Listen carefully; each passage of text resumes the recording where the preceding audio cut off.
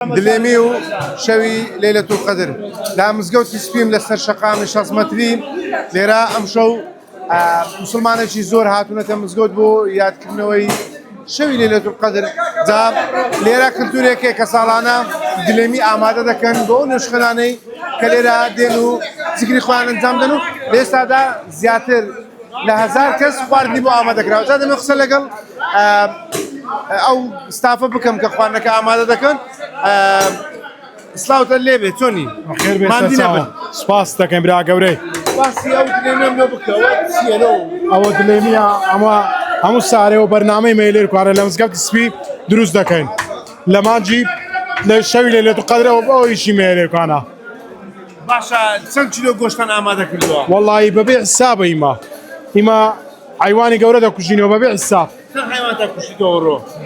وەڵی کاکە عازیەکە زیاتر عازی باشە دەبینە لێرە حسابی خواردنێکی زۆر کراوە ئەو مەخصوصە لە مزگەوتە؟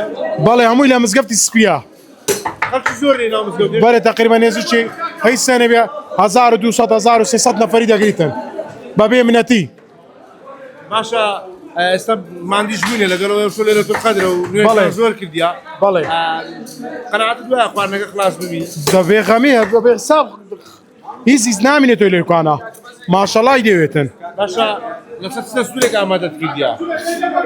دلێمی خواردنێکی کوردی نییە؟ دلێمی خواردنێکی عەرەبیە.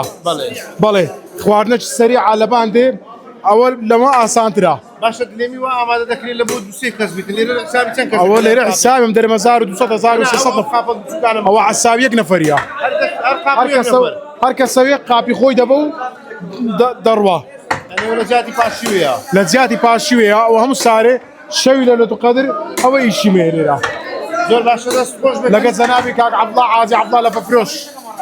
کاک عەبدوڵڵا دەست خۆش بێت خوا خێرتان بنووسێت بەکەوەی گوێتان لێ بەوان خواردنی زیاتر لە 1000 کەسیان لە مزگەوتی سپی ئامادە کردووە وەک دەڵێن لە هەموو ساڵێک لە شەوی 27 لەیلەتول قەدر ئەوان ئەم خواردنە ئامادە دەکەن و بۆ بە کلتورێک لە مزگەوتی سپی لە شاری هەولێر.